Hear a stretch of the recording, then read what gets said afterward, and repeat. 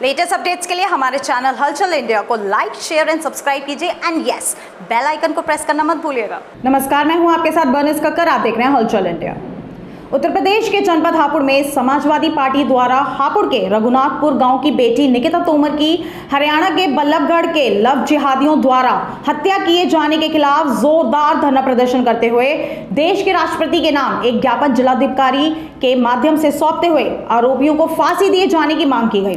तो वहीं मृतका निकिता तोमर के नाम से जनपद में कोई कॉलेज या अस्पताल खोले जाने की मांग की गई। इस अवसर पर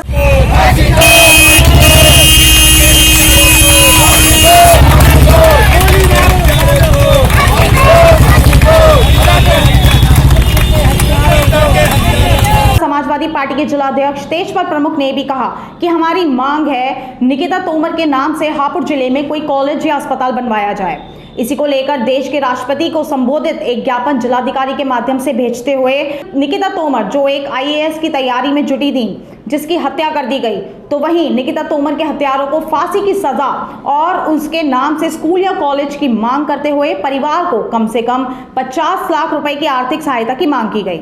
वहीं समाजवादी पार्टी के जिला प्रवक्ता अधिवक्ता अनिल आजाद ने कहा कि आज प्रदेश में पूरी तरह बहन बेटियों की सुरक्षा की अगर बात की जाए तो प्रदेश में बहन बेटियां घर से निकलने में भी भयभीत महसूस कर रही हैं। चारों तरफ जंगल राज कायम है। जनपद की बात करें तो जनपद में कहीं 6 वर्षीय मासूम के साथ दुष्कर्म हो रहा है तो कहीं एक युवती पर सरेआम उस समय चाकू से प्रहार की घटना हो रही है जब वह एक मंदिर में पूजा के लिए जा रही होती है। देखिए, मैं समाजवादी पार्टी के जिलाध्यक्ष हापुड़ महिला सभा होने के नाते ये कहना चाहती हूँ कि अब समाजवादी पार्टी ने ये डिसाइड कर लिया है कि जनता से जुड़े हुए हर मुद्दे को लेकर लड़ाई करेगी और हमें भरपूर जन समर्थन मिल रहा है इसके लिए, क्योंकि हम वही मुद्दे उठा रहे हैं जिनकी इस वक्त सबसे ज्यादा जरूरत है। और महिला अपराधों के लिए तो कहना ही क्या है, इस गवर्नमेंट के नारे आज बिल्कुल उल्टे होते हुए दिखाई दे रहे हैं। ठीक है, कहा उन्होंने बेटी बचाओ, किनसे बचाने? बीजेपी वालों से ही बेटी बचानी है।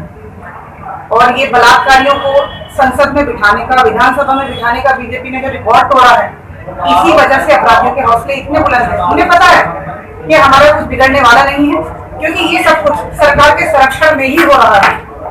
पहले तो इस तरह के अपराधों की रिपोर्ट दर्ज हो जाए, पुलिस इतना बुरा काम कर रही है इस बारे में, अपराधियों को बचाने में पूरी तरह से लगी हुई है, क्योंकि उनके तथाकथित आका जो है बीजेपी सरकार में जो बैठे हैं उन्हीं के निर्देश हैं कि इस तरह के लोगों को, क्योंकि वो बीजेपी पार्टी से जुड़े हुए हैं, उन अपराधियों को बचाया जाए।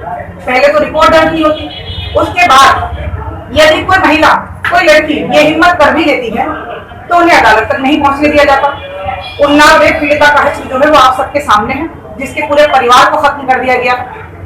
कोई साक्ष्य छोड़ते ही नहीं ये लोग। किस तरह बेटियां अपने अपराधों के प्रति आवाज उठाएंगी, किस तरह बाहर आएंगी, किस तरह वो अदालत तक पहुंचेंगी। इतने हौसले अपराधियों के जब बुलंद होंगे तो आखिर किस तरह भयमुक्त वातावरण में जीने की उम्मीद की जा सकती है। जो इनका नारा था भयमुक्त समाज, अपराध मुक्त समाज, अपराधी मुक्त समाज, आज भययुक्त समाज, अपराधी युक्त समाज, ये इनका नारा हो गया है और यही अपने चारों तरफ दिखाई पड़ रहा है। तो हम महिला सभा के माध्यम से ये कहना चाहते हैं कि हम इस तरह के अपराधों के प्रति पूरी तरह गंभीर हैं और अगर जरूरत पड़ी तो इसे लेकर एक देशव्यापी आंदोलन किया जाएगा, जिसके जरिए समाजवादी पार्टी बड़ी संख्या में सड़कों पर उतरेगी और इस तरह की महिलाओं को न्याय दिलाने का काम करेगी।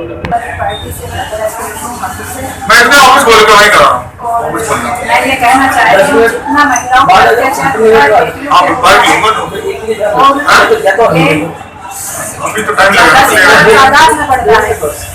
और मैं योगी जी से यही प्रार्थना करूंगी कि मैं इस समाजवादी पार्टी की महिला हूँ और हमारी सरकार आने पे मैं उनको जवाब जरूर दूंगी। जय हिंद, जय समाज। ज्ञापन दिया क्या वहाँ? देखिए, हमारे जिला हापुड़ में रघुनाथपुर की बेटी निकिता तोमर की हत्या कर दी गई। उन हत्यारों के लिए हम आज जो एक राष्ट्रपति जी को हमने DM हापुड़ के माध्यम से ज्ञापन सौंपा है, जिसमें हमारी मुख्य मांग है कि निकिता तोमर के हत्यारों को फांसी की सजा कम से कम हो और उसके परिवार वालों को 50 लाख की आर्थिक मदद कम से कम हो निकिता के परिवार वालों को एक नौकरी, सरकारी नौकरी मिले।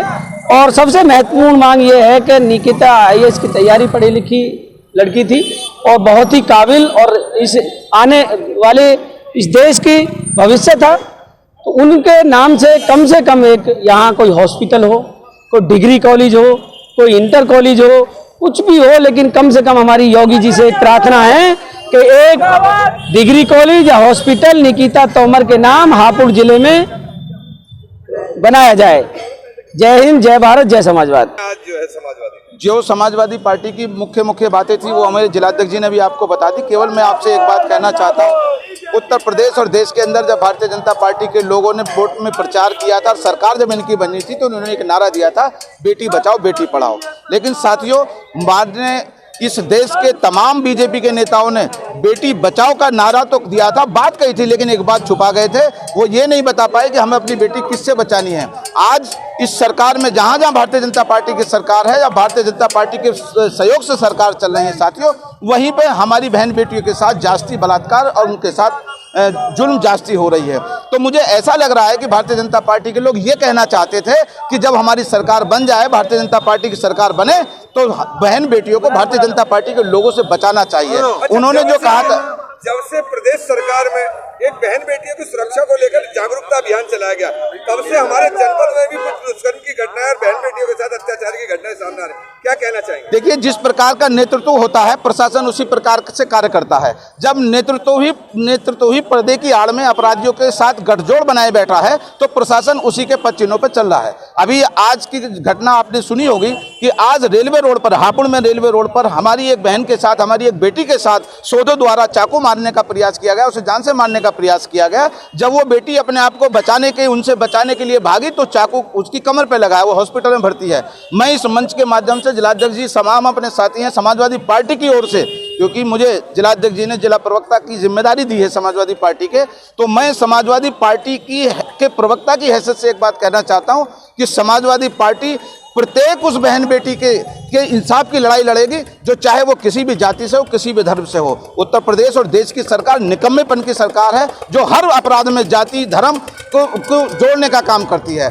एक तरफ आप कहते हो कि हम जो मुस्लिमों के खिलाफ एक कानून बनाएंगे, इसका लव जिहाद से संबंधित, मैं एक बात कहता हूं कि आप लव जिहाद से संबंधित कानून जरूर बनाओ, लेकिन आप उन लोगों के खिलाफ भी कार्रवाई करो जो किसी भी जाति धर्म के लोग हों, जो हमारी बहन बेटियों पे जुल्म करते हों।